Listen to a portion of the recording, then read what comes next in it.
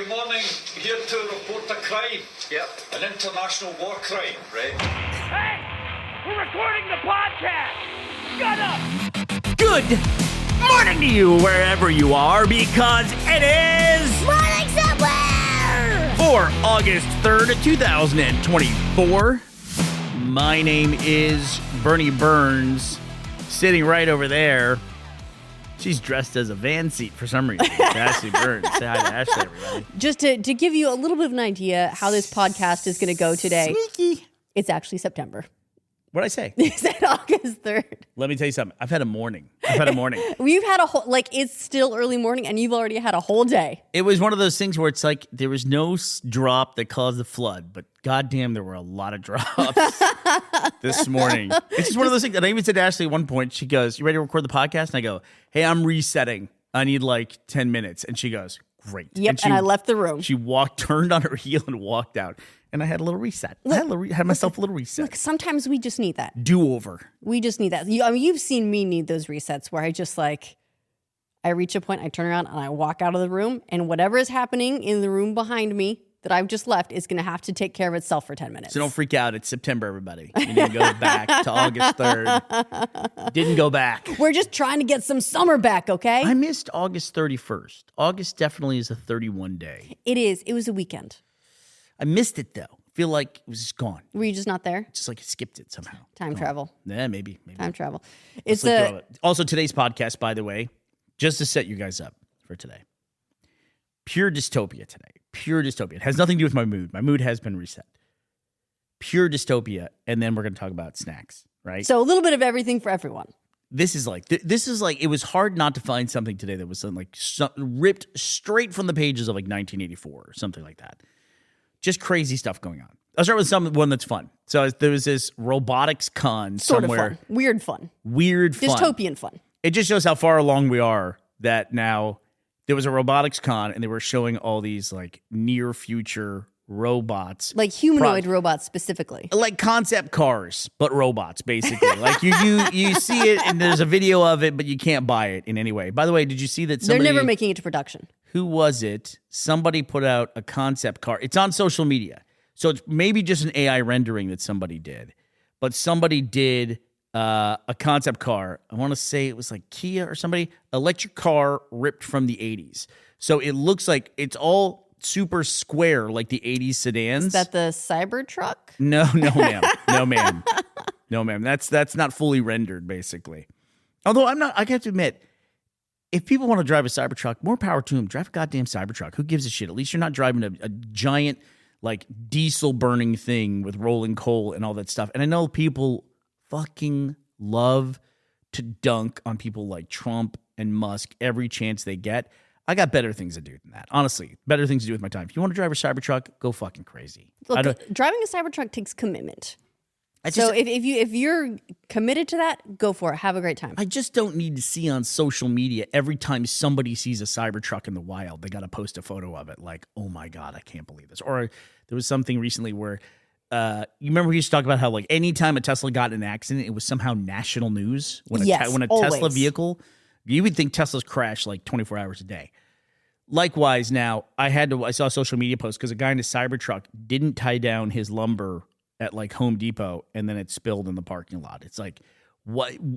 The only thing that makes that a compelling, interesting thing to post online is the fact that the guy's driving a Cybertruck, and that's it. Right. Otherwise, it's just Cybertruck driver is as bad at tying down lumber as everyone else. Dude makes mistake at hardware store that like anyone has made at some point in their life, basically. But he has a Cybertruck, so fuck that guy. You know, I mean, I get it. At the same time, I get it too. I'm just like, I'm not participating in that stuff. Did you find this car? I can't find the car. I'll look it up. But we'll try and put in the link up. Anyway, there's this robotics con, and there were all videos, and people were talking about how crazy realistic, but they don't look quite human. And then they find out that a lot of the booths had humans dressed as robots and acting in a robotic manner. Yeah, at least one booth was doing. There was specifically a company called X Robot, and they are building humanoid robots. They had a couple on display. And they were demoing them. And it turns out that two of these robots are not robots. They were actresses portraying robots, and they got found out when the actresses sat down for lunch.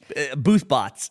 They were. They're there to sell. It's like sell the concept, right? Here is something in particular that really struck me about this article, which is why I wanted to talk about it, okay? Because I love, how I love etymology, right?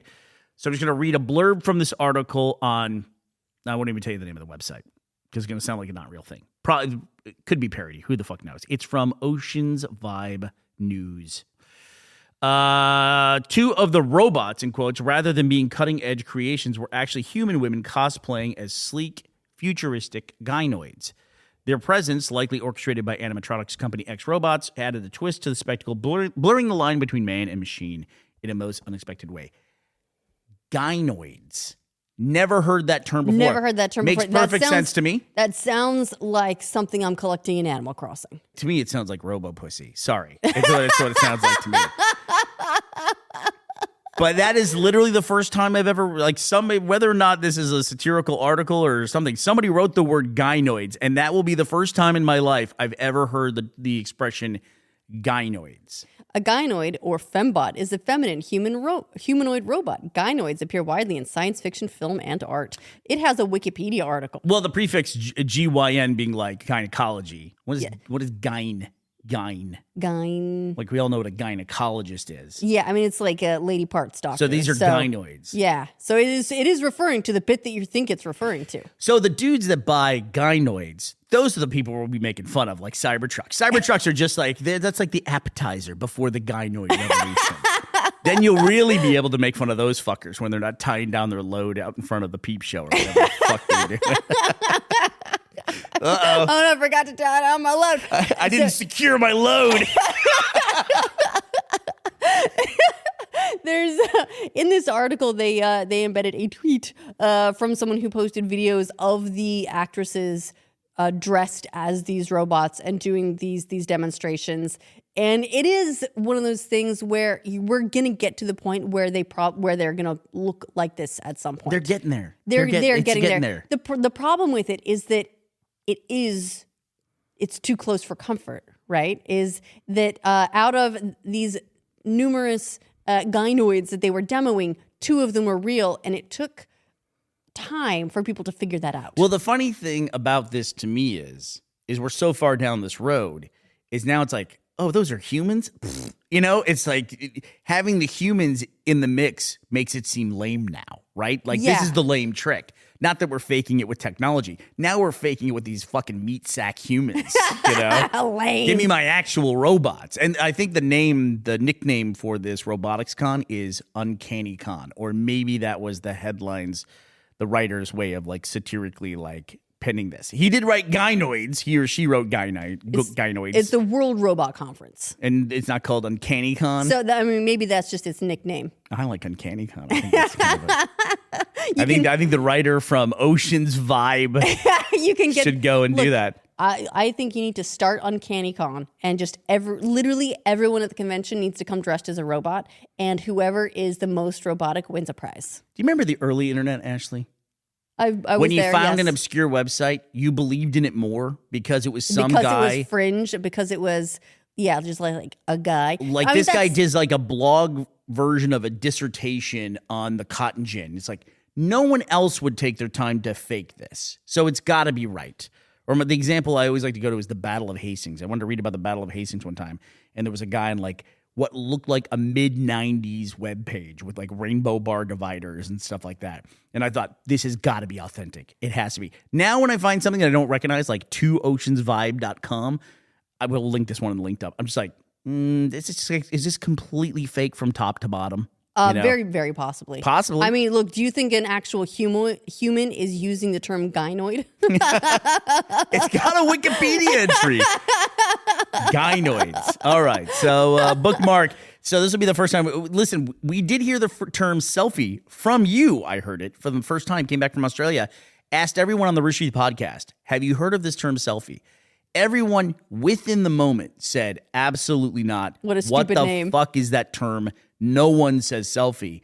The collective consciousness memory of people now going back and watching that are like, it was always called a selfie. It's like, dude, we're people in the moment. There's people in the moment watching that episode of the podcast. There's people in the moment commenting. There's no comments of going, how are these guys so out of touch they don't know the word selfie?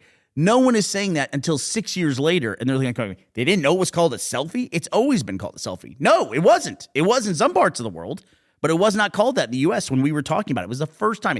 You were watching 4 people learn about it for the first time. Being viewed by probably 250,000 people, all learning about it from the same time at the same time. No one commenting that absolutely that's the term for that. But when you look back on it, it's like they were so out of touch. How did they not know this? You know, yeah, I mean, it's really easy to like look at moments in the past and go, well, of course we know these things, but we didn't. That's that Bader-Meinkampf syndrome that you were talking about. How dare you? How dare you? Elsewise, in things that are dystopian, not all that surprising, but a little bit surprising, there is a new article out that says, I'm going to read you the headline here. Facebook partner admits smartphone microphones listen to people to talk to serve better ads. This is something that I think we've sort of known for a while. There was a story that you told me a little while back about a couple who they suspected that was the case. And so they made a point to talk about, was it cat food, Bernie? They specifically, if memory serves, they suspected the Facebook app of doing it. So they installed the Facebook app, never opened it, and then they talked about buying pet food in front of their devices without owning a pet. Yeah. They chose something they would never talk about. Right. This would never come up in conversation otherwise because they don't buy cat food. And it wouldn't be in their algorithm for searches or anything like that. And then they started getting served ads for cat food. Both of them did, yeah. And it's really easy, or it can be easy to look at that kind of thing as like a confirmation bias or what you said, the Bader-Meinhof, where, you know, you buy a red car and suddenly you start seeing red cars all over the place. So like the GTA car loading fallacy, right? But this is... But that actually exists in GTA. Right, it does, yes. Right. And in reality. That's an efficiency thing. We're right, or our version of reality, since we live in a GTA simulation. Look, in my instance. But so this is a report from 404 Media. It cites documents leaked to its reporters revealing active listening software that unsurprisingly uses a form of artificial intelligence to, quote, capture real-time intent data by listening to our conversations. So the leaked documents cite a pitch deck from a company called Cox Media Group, which is a TV and radio giant. It's one of Facebook's alleged marketing partners. And it shows how they use active listening software to capture voice data from a smartphone device that they then pair with behavioral intent data to start serving ads. And so there's a quote they have in this article as well. We'll put the whole thing in the linked up saying, we know what you're thinking. Is this even legal? It is legal for phones and devices to listen to you. When a new app download or update prompts consumers with a multi-page terms of use agreement somewhere in the fine print, active listening is often included. This is from a now deleted blog post from Cox Media Group. Man, that is literally 1984. It is. That's and it's literally, like except it's companies and not the government, essentially. Right. Well, that's because the government has a much easier time just buying the user data off Except the companies. the plate that he's got on his wall, it doesn't stay on his wall. He puts it in his pocket and carries it around with him. Make sure that it's always there for him. Oh my God. It's so crazy. And then at the same time we have, in the same like information sharing and serving milieu, Brazil banned X. And we talked about this yesterday. Then it comes out in the last 24 hours now. The guy who owns X, guess what, also owns a delivery service called Starlink. And now Starlink has come out and said they are not going to honor the Brazilian government's ban on X.com. So you can still get X.com in Brazil if you have Starlink. Yes, and it's a little bit messy because Starlink did actually get wrapped up in this whole Twitter ban because this judge froze Starlink's assets in the country, basically holding them hostage against Twitter, saying that they will take their assets, whatever, they'll freeze them until Twitter pays its fines. Interesting. And why? Because it's Elon Musk at the top of both? Yes, because it's a that's subsidiary. Cut through a lot of red tape in about 1 second. Here's the weird thing about this, right? Is like everyone knows that Elon Musk owns both.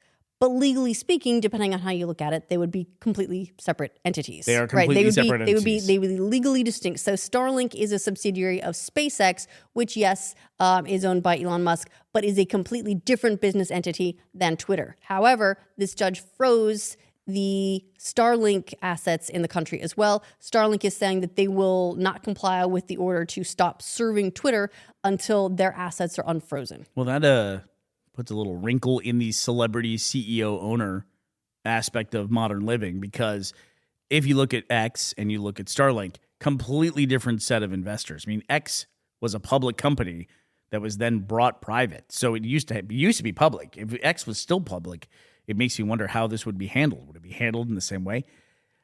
I mean, I also get, on the other hand, how a lot of very, very rich people use different companies as supposedly different entities. But here is Starlink still serving X. It's clear what he's doing on one side, and Brazil is just going, yeah, we know exactly what this is. We're seizing the assets of the other company because it's your company as well. Right. It almost like cuts through a lot of this sort of like the bullshit holding companies and subsidiaries and legally distinct entities to say, no, the guy at the top owns both of these. So we're basically using both as leverage. I mean, you can kind of compare it to back when the Ukrainian war started, the Russia-Ukrainian war. All the countries that weren't, quote unquote, weren't in the war started freezing assets all over the place. And something that came to light was they wanted them to freeze the cryptocurrency assets that were held by Russian nationals.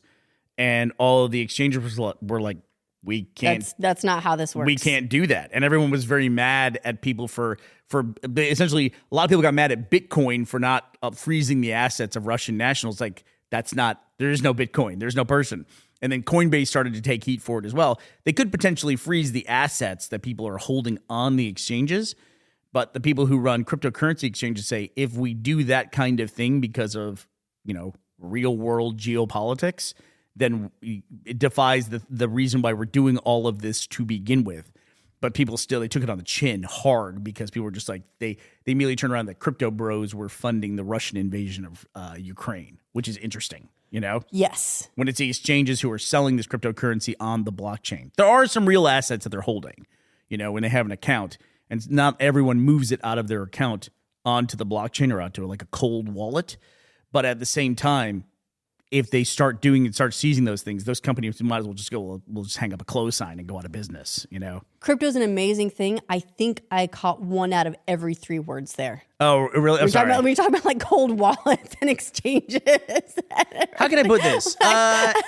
It's basically like say you banked at Bank of America in America, and you had a checking account that was worth, say, a round number, $10,000.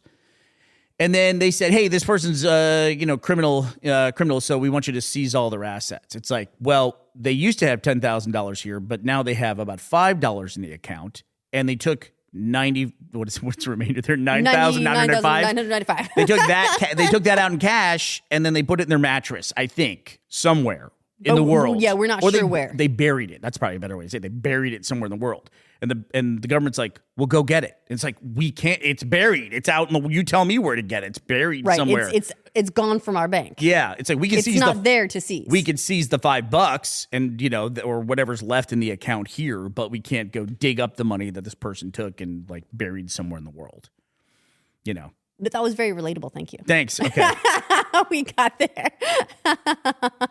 Except in the crypto world, they handed it to somebody in Nigeria who said, we'll bury it for you and we'll give you back $3 million. And they said, oh my God, that's amazing. Thank you. What a prince. And for some reason, all the dollar bills have the Doge dog on it. For some reason. Why do all these dollar bills say made for motion picture use? Hopefully that makes sense. Because literally it's like if it's in a cold wallet, again, a cold wallet, it sounds like a wallet where you put money. You don't put money in a wallet in cryptocurrency.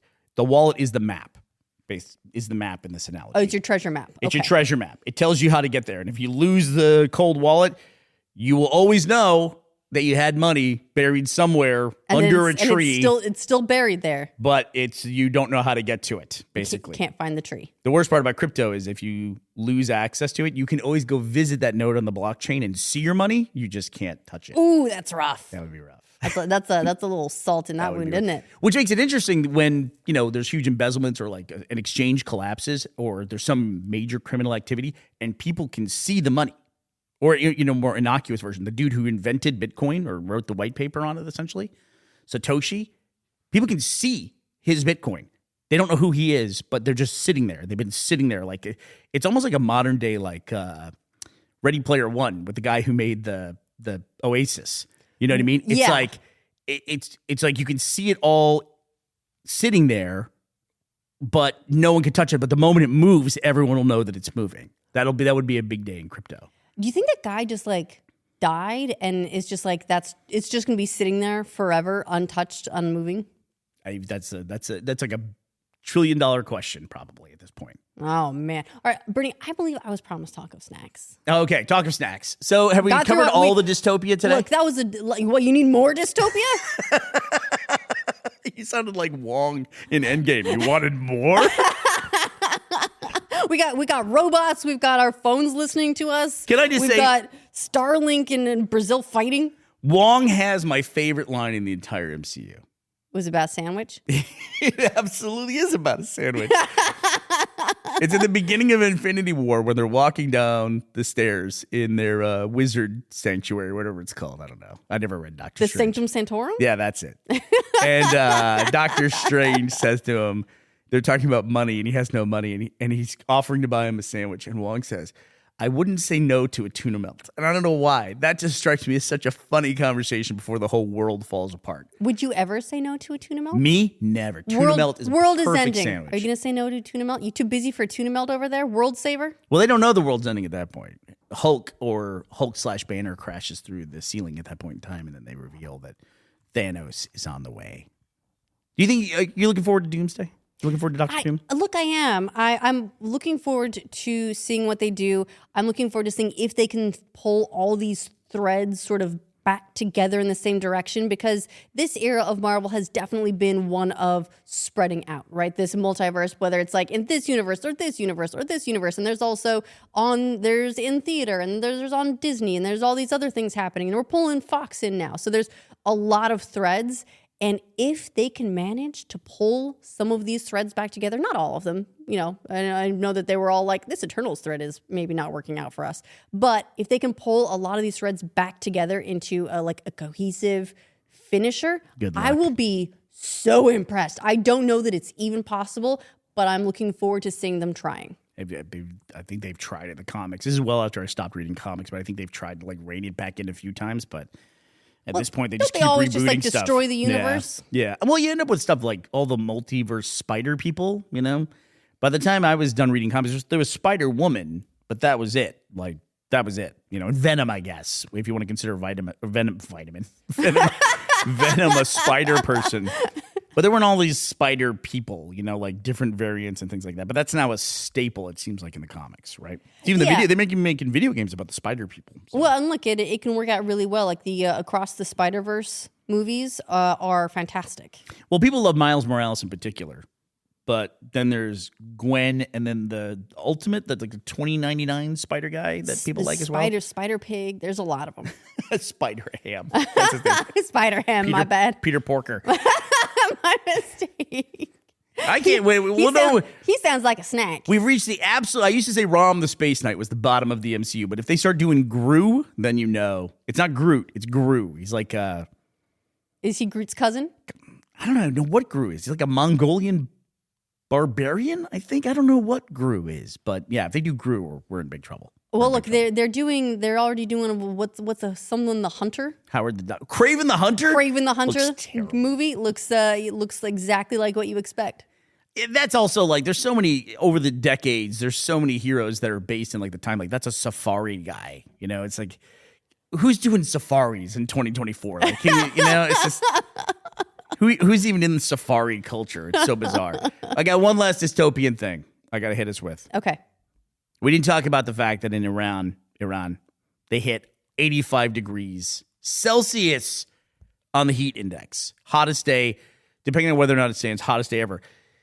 We've often talked about Death Valley recording the hottest temperature ever recorded on Earth, but now apparently a lot of meteorological societies don't acknowledge the way they measure that, and I don't know why. Like I can't find the reason why they don't verify that, but once they verify this Iranian temperature, it will be the hottest temperature on Earth ever recorded. Well, it might have to do as 85 well degrees Celsius. with real temperature versus what this was specifically 85 wet bulb temperature. That was the heat index, which is what is that feels like? Is Yes. that's taking into account humidity Correct. and everything? Okay, so which is different than necessarily real temperature, and maybe that's why they're not acknowledging it. I don't know. I'm just guessing here. Well, I think if they measured with a thermometer alone 85 degrees Celsius, that's over. That's game over at that point. I mean, game over, man. Who's going to even be able to record that? You know, you'd have to set the thermometer and just run before the sun shows up.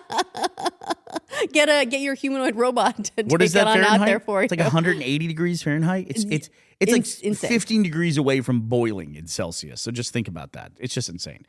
But let's talk about snacks for a second. Yes, please. So yesterday we were talking about Delicious. smuggling. I want to know, what is on your list of things when people come to visit us? What is your current list of things that you want to get from America? Well, look, my cravings come and go in waves, Bernie. But just at the moment, I would say it's Reese's Pieces. Right? The thing is, they do have Reese's Pieces here, but there's something about the recipe that's a little bit different. It's probably not nearly as much sugar, if I'm being honest. It's just not gritty enough, you know. It doesn't like stick in the teeth. But there's something about the Reese's Pieces formula here that's just different enough that it's that like robotic uncanny valley. Right? Yeah, it where is. it's like it's so close, but it almost just makes me miss the real thing more. And I have tried the humans disguised as Reese's Pieces, and you didn't fall for it. Well, I made the attempt. I did. I know exactly what you mean. Like, some things are just different. I don't miss the chocolate in the U.S. For me, it's a really specific thing. It's not food, actually. It's Band-Aids. And I just found out now I can get Band-Aids. Band-Aid brand bandages. They have the dumbest name ever in the UK. They call them plasters. That must be just from back in the days of like barbers fixing you up. Like so literally plaster. Is that what that's from? Well, so I read it differently. I read it as, so here they don't use drywall, right? They do something called plastering on walls. And that's, they basically like seal over the wall and they plaster it. I assume that that's etymologically where it comes from, right? Is you're sealing over the wound. I just assumed it was like something where now they continue to use plasters, like a poultice kind of a thing, but they continue to use plaster for casts when they break an arm. You've heard that referred to as plaster, right? Yeah, that's where I assumed it came from. I don't know. It's probably like 200 years old at this point. All right, etymologists, weigh in. Yeah, weigh in. Tell us where gynoids was first used, and also where does plaster come from? But the ones they have here are just They're studying the vagina. they're like they're just plastic, right? I don't know how else to describe it. They just feel not right, and I can't get a good like Band-Aids. They got it right. Well, I think it's to be more like waterproof, right? It's you get those plastic ones and they're more they last better when they get wet. But there are trade-offs. I always like the more fabric Band-Aids. I got roped into something recently. I bought chalk. Did you see the chalk that I bought? I did see the chalk you bought. Why did you buy chalk? Because I saw a video where they make the chalk, and there's these Japanese artists. I saw two videos where they make this kind of chalk, and I don't know the name of the chalk off the top of my head, but they even had like mathematicians like singing the praises of this chalk, and I watched these Japanese artists make it, and I thought, I need to order some chalk anyway, so I can buy this like cheap, horrible chalk, which apparently now is no good, or I can buy the stuff that's 3 times more expensive. And I got it. And then I did my first mark with a new chalk. And I was like, oh, you got it? I'm in. You got it? I'm in. Get that like artist chalk and you're in. Next time I buy chalk, 20 years from now, I'm definitely going to rebuy this brand that I can't remember the name of. Yeah. I also watched a video about how they make calligraphy ink. You have to watch. If you're into ASMR at all, this video is incredible. Of all the stuff they had to go through to make these blocks of calligraphy ink that sell for apparently like thousands of dollars, and only like the top edge calligraphy artists in Japan will buy these blocks of calligraphy ink. So I didn't buy that. Like, I'm not a sucker, but I did spend 12. I spent 12 pounds on a box of chalk. You spent how much on chalk? 12 pounds is what it costs. All right, can I please ask then that you don't let the kids have it to draw on the sidewalk? Oh, how dare you? Our children deserve the best. What does that break down to? That's like each stick was like 50 pence for each one. It's an investment. You're just getting all your money off the blockchain and putting it into the Chalkchain. I'm not on blockchain. I don't know what you're talking about. I had it at one point, but there was a boat accident and everything. I lost my treasure map, all my stuff. It's all gone.